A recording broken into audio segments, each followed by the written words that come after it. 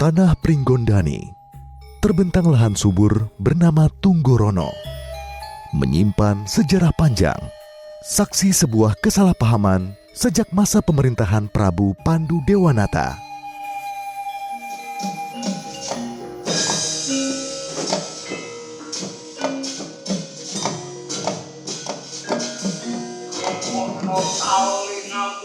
Boma Narakasura, Raja Sakti yang meyakini Tunggorono adalah haknya. Sementara Gatot Kaca, satria muda Pringgondani sosok setia menjaga warisan leluhur. Mereka terjebak dalam pusaran perebutan wilayah dengan satu aturan: duel tanpa bantuan.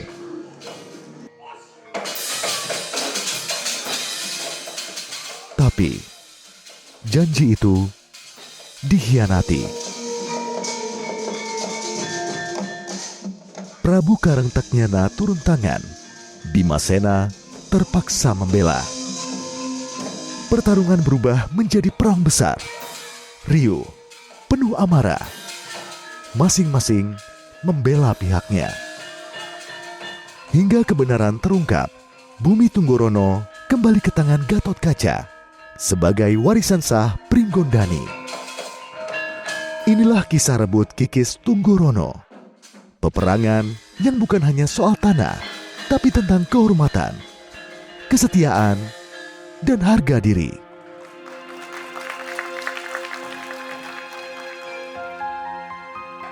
Lakon rebut kikis Tunggorono dibawakan oleh Wayang Orang Barata, sebuah kelompok seni pertunjukan yang melestarikan seni wayang orang khas Jawa di ibu kota sejak tahun 1972. Berbeda dengan wayang kulit yang mengandalkan boneka dan suara dalang, wayang orang dimainkan langsung oleh pelakon dengan kostum tradisional, tata rias khas, serta gerak tari Jawa yang anggun. Diiringi alunan pengrawit. Panggung ini tak sekadar tempat pertunjukan, melainkan sumber inspirasi yang diangkat dari khasanah pewayangan. Menghubungkan masa lalu, masa kini, dan masa depan kesenian tradisional di era digital. Inilah seni yang bermakna menjaga identitas budaya Indonesia tetap hidup. Selama puluhan tahun, Wayang Orang Barata setia menjaga tradisi dari panggung yang berlokasi di Gedung Barata Purwa, Jalan Kalilio, Senen, Jakarta Pusat.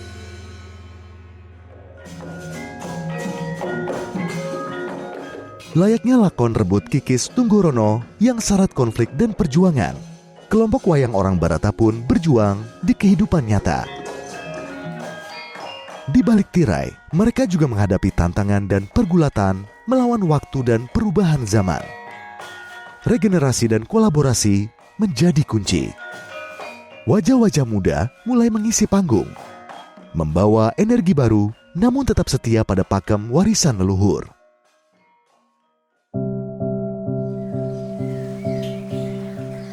Azizah Maharani, gadis kelahiran Jakarta 18 tahun silam, menapaki panggung Wayang Orang Barata sejak usia 10 tahun. Tumbuh di dunia Wayang Orang Barata, ada sang ayah berperan besar bagi Azizah. Awalnya sih ikut papa, karena kan papa bagian tiketing, jadi emang sering mau sendiri ikut buat nonton, karena kalau di rumah kan sepi ya pasti, karena kan pada pentas, jadi ikut nonton terus dari kecil. Terus lama-kelamaan tuh tertarik, kayak ada rasa keinginan juga buat bisa nari di panggung ini gitu. Karena memang aku suka nari, terus juga aku masih suka ekspor gitu buat tari-tarian, entah itu tari tradisi maupun tari modern. Menjadi seniman Wayang Orang Barata, Azizah yang masih duduk di bangku SMK bersyukur mendapat dukungan penuh dari guru dan teman sekolahnya. Alhamdulillah sih nggak ada ya, mereka malah kayak dukung banget, kayak support aku juga gitu. Kalau apalagi kalau sekarang kan gitu, jadi teman-teman kayak kapan ada pentas lagi, mau nonton dong gitu. Jadi mereka juga tunggu-tunggu itu gitu. Di pementasan rebut kikis Tunggorono, Azizah berperan sebagai putri taman, sosok perempuan lembut yang setia menjaga keindahan dan kedamaian istana. Berkali-kali naik panggung bukan berarti Azizah berhenti mengasah kemampuan. Kesulitannya tuh waktu mendalami peran ya, karena terus juga bahasanya, karena kan biasa sehari-hari pakai bahasa Jakarta, terus pada saat pementasan itu pakai bahasa Jawa yang susah buat biasa dikeluarkan kata-katanya. Kalau aku biasanya itu yang pertama tuh nanya artinya tuh apa, terus cara penyebutannya yang benar gitu. Terus yang paling penting ya juga ngehafal. Dulu, pementasan wayang orang mampu menghipnotis penonton selama berjam-jam. Namun, bagi Sentot Erwin, sutradara lakon Rebut Kikis Tunggorono, zaman terus berubah. Ritme hidup semakin cepat. Kesenian tradisional di era digital pun harus beradaptasi dan bertransformasi demi kelestarian. Panggung itu saya umpamakan sebuah TV. TV itu ditonton orang puluhan orang, Mbak. Jadi kalau orang melihat, wah itu Arjunanya tua ya, mereka akan bosan. Maka akan saya pilih yang muda-muda, yang cakep-cakep, yang cantik-cantik itu, Mbak. Dan setiap pagelaran supaya menarik penonton, 75% itu dialog, 25% itu tari. Sekarang saya sebagai saudara saya balik. 75% tari, 25 dialog. Jadi setiap adegan itu akan banyak tariannya. Dan untuk dialognya saya tidak mau bertele-tele langsung ke benang merah. Dan di tengah-tengah adegan itu kita sisipin ada humornya yang dilakukan oleh punakawan yang disebut Semar, Gareng, Petruk, Bagau. Supaya mereka tidak jenuh. Sentot Erwin memulai perjalanannya di kelompok Wayang Orang Barata sebagai penari. Tahun 2010, Erwin mencoba tantangan baru. Duduk di kursi sutradara. Bagi Erwin, menjadi sutradara bukan semata mengatur gerak dan dialog pemain, tapi juga menghadirkan pementasan dinamis namun tetap otentik, agar wayang orang tetap bisa dinikmati di panggung masa kini. Yang terpenting adalah setelah saya jadi sutradara itu tidak ada permainan adegan tutup layar, itu nggak ada. Kita ganti dengan gunungan supaya itu menarik. Menyutradarai puluhan lakon, tak jarang Erwin temui kesulitan. Salah satunya, kostum yang harus berganti sesuai lakon yang dipentaskan. Untuk aksesorisnya kadang kita beli sendiri. Kalau kostum memang sudah disediakan, tapi untuk aksesoris kadang kalau kita mau bagus ya kita bikin sendiri, kita beli, Mbak, supaya dalam pagelaran itu terlihat bagus itu, Mbak. Yang selama sudah berapa tahun ya sekitar bertahun-tahun, Mbak ya, kita dibantu untuk pagelaran, dibantu untuk sebagian kostum. Itu sangat membantu sekali, Mbak, dari Bakti Budaya Jarum Foundation. Bakti Budaya Jarum Foundation juga kerap duduk bersama Wayang Orang Barata untuk menelurkan ide-ide dan melakukan berbagai kolaborasi yang menarik. Nextnya ke depan, di bulan September, Wayang Orang Barata akan bekerja sama dengan Galeri Indonesia Kaya mengadakan pelatihan publik dan pertunjukan wayang orang yang didukung oleh anggota-anggota Wayang Orang Barata. Di tengah pergeseran zaman, kesenian wayang orang bukan hanya seni pertunjukan, tapi napas tradisi dan denyut semangat lintas generasi. Panggung bukan sekadar tempat berkisah, tapi tempat menjaga martabat mereka yang hidup dari dan untuk seni. Kami segenap Wayang Orang Barata, anggota Wayang Barata ini melestarikan bentuk bakti pada negeri supaya wayang orang ini tidak tergerus oleh zaman. Tapi saya yakin betul dan memotivasi kepada adik-adik generasi saya, kerjaan apapun kalau dikerjakan dari hati, pasti ada hasilnya, ada sesuatu yang dihasilkan.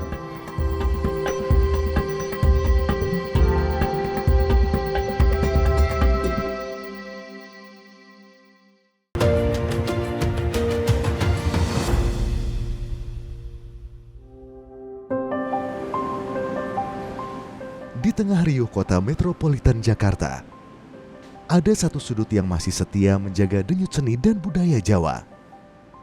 Padepokan Wayang Orang Barata, tempat kisah-kisah epos tak hanya dipentaskan, tetapi dijalani sebagai bagian hidup. Dahulu, di atas tanah sumbangan pengusaha kaya dermawan yang mencintai seni, berdiri 68 rumah sederhana berukuran 21 meter persegi, memiliki 2 kamar yang cukup menampung para penari, penabuh, dan kru panggung wayang orang Barata. Semua demi menjaga identitas budaya Indonesia tetap tegak. Namun kini, yang tersisa tak sampai separuh. Sebagian sudah berpindah tangan, tak lagi dihuni seniman wayang orang Barata.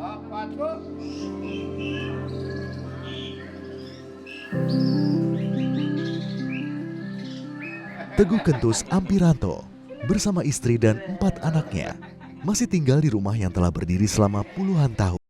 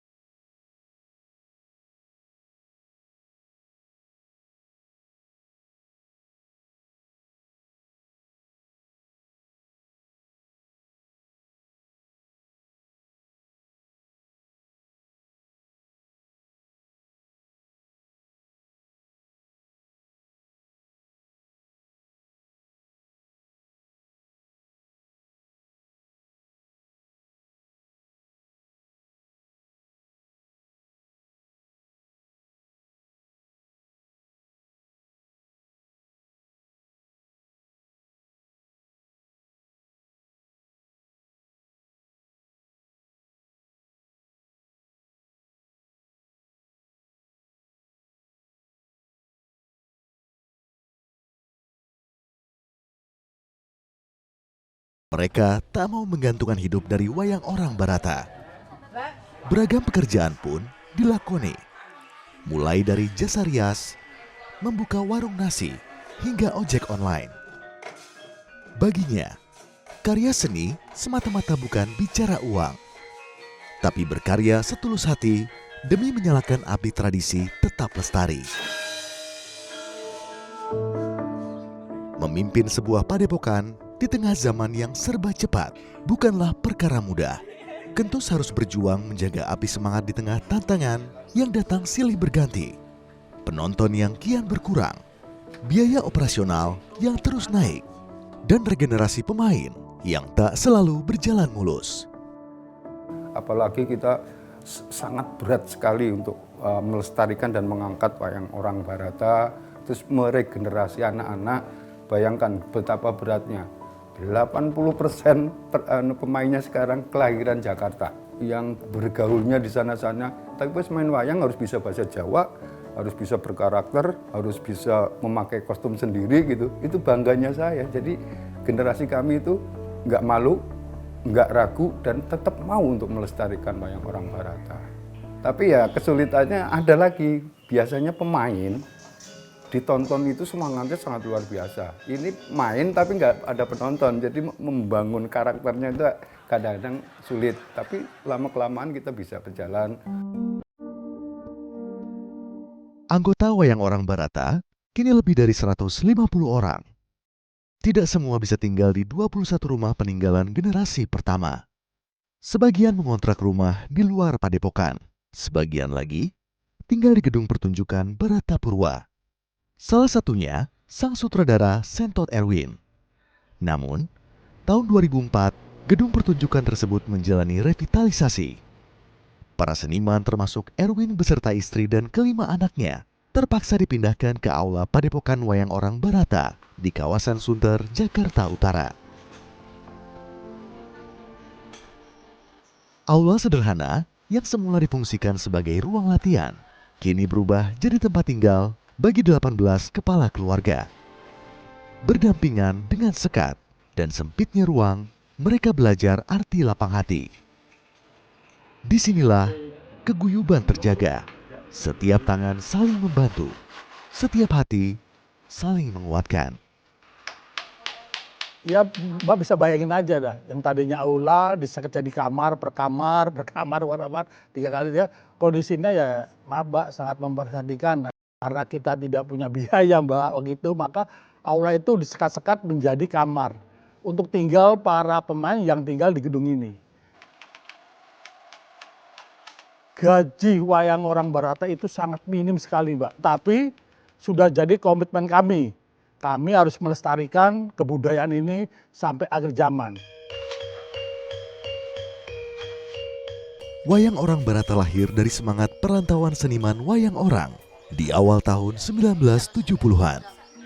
Setelah berkeliling membawa kisah klasik pewayangan, pada tahun 1972, mereka menetap di gedung Barata Purwa, Senen, Jakarta Pusat. Nama Barata diambil dari Baratayuda, melambangkan tekad menjaga budaya Jawa di tengah modernisasi. Meski terhimpit hiburan modern, Barata tetap menjadi penjaga warisan budaya hingga hari ini. Sejak tahun 2010 hingga kini, wayang orang Barata melakukan berbagai inovasi untuk menyesuaikan diri dengan perkembangan zaman dan menarik perhatian penonton muda. Dimulai dengan tata cahaya modern, durasi pertunjukan yang lebih singkat, dan promosi aktif melalui media sosial. Belum lama tahun yang lalu kami di Wayang Orang Barata itu disupport untuk membuat drama musikal Gatot dan dipentaskan di Galeri Indonesia Kaya juga. Promo yang sangat besar sekali karena di tayangan di YouTube-nya juga udah sangat luar biasa. Itu banyak juga akhirnya yang penonton datang lagi pingin live-nya seperti apa sih gitu. Itu berpengaruh banget.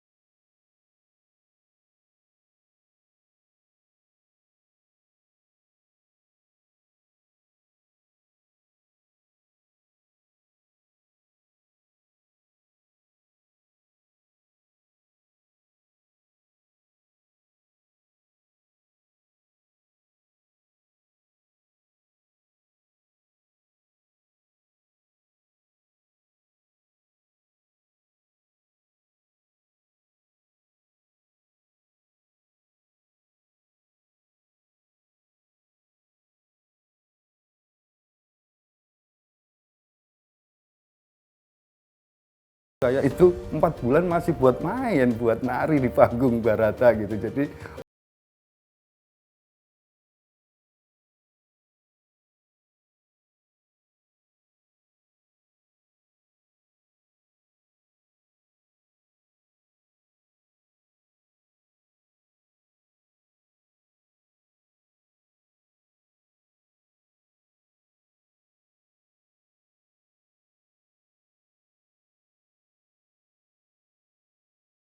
Barata gitu gimana caranya kan gitu.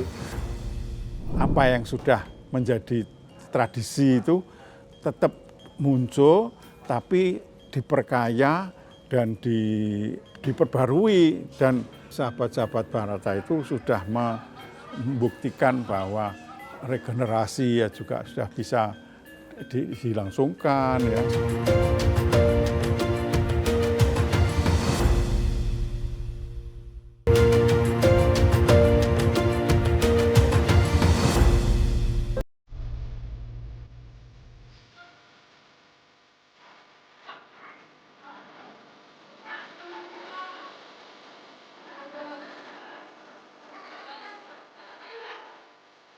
Tak banyak yang tahu, di balik pertunjukan wayang orang Barata berdurasi 2 jam, ada persiapan, yang dilakukan berhari-hari. Mulai dari kostum yang dirawat dengan tangan, riasan wajah yang diwariskan dari generasi ke generasi, hingga gerak tubuh yang tak hanya dilatih, tapi dihidupkan dengan jiwa. Di sini, tradisi bersemayam menjadi tempat keajaiban seni bertumbuh, membawa kisah-kisah lama hidup kembali dan menyentuh jiwa penonton masa kini. Bagi mereka, panggung lebih dari sekadar tempat tampil. Ini adalah rumah mereka, tempat jiwa menemukan makna. Wayang orang Barata bukan hanya nama, tapi nyawa yang menyatukan tradisi dan kreativitas, membuat seni tetap hidup di setiap gerak dan suara. Di tengah gempuran era digital, di mana hiburan cuma sekejap geser layar, wayang orang Barata tetap berdiri kokoh, meski suasana tak serius dulu. Wayang orang Barata bukan sekadar pertunjukan. Ini adalah sintesis lakon, tari, musik, dan filsafat suatu cerita yang terus hidup, berbicara, dan menyentuh zaman ini. Pemerhati seni budaya Nino Kleksono mengungkap, kehadiran wayang orang Barata adalah napas warisan yang tak boleh padam. Itu meliputi cerita yang lebih segar ya, tanpa meninggalkan pakem-pakem, meninggalkan apa yang sudah menjadi tradisi itu tetap muncul, tapi diperkaya dan diperbarui. Dan sahabat-sahabat Barata itu sudah membuktikan bahwa regenerasi ya juga sudah bisa dilangsungkan. Kini, teknologi menjadi jembatan dunia, dan wayang orang Barata turut beradaptasi tanpa mengorbankan jiwa dan nilai-nilai tradisional.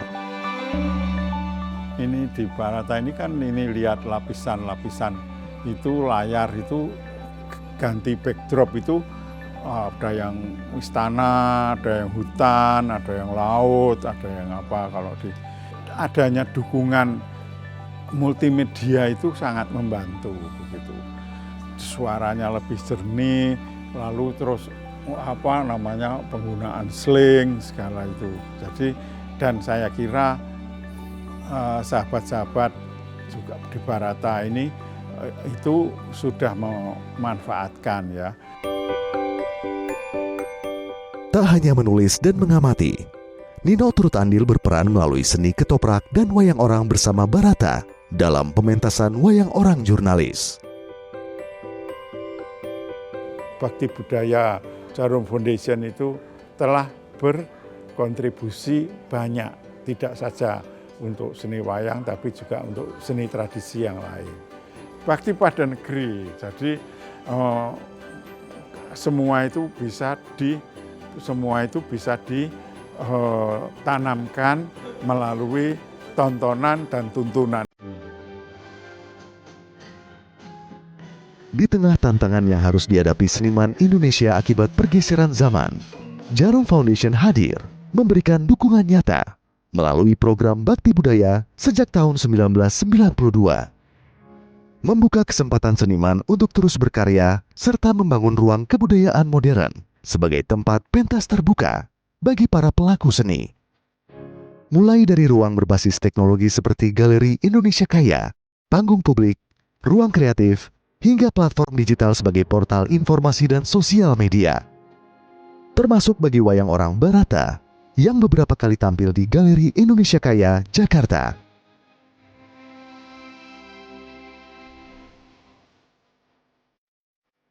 Wayang orang mungkin tak lagi menjadi pilihan utama hiburan hari ini.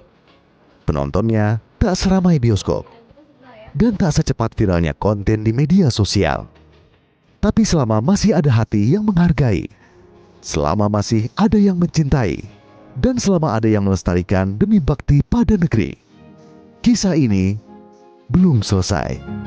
Aku pikir penampilannya tuh kayak ya biasa-biasa aja gitu, nggak terlalu spektakuler gitu. ternyata bagus banget, tempatnya bagus, make up-nya bagus. Momen yang paling berkesan itu yang pas 4 sekawan itu dia ketemu sama para raja-rajanya itu. Karena saya dulu sempat tinggal di Solo dan saya dulu sering diajak sama eyang saya untuk nonton di wayang Sriwedari. Kalian juga yang para Gen Z harus cobain karena nggak monoton dan seru banget. Nggak cuma cerita aja, cuman memang banyak hiburan di dalamnya, jadi itu harus dilestarikan gitu. Jadi memang selain perannya itu dapat, terus panggungnya juga bagus, pemerannya juga sangat menjiwai, jadi itu dapat ceritanya, jadi ya, yang nonton itu juga seru.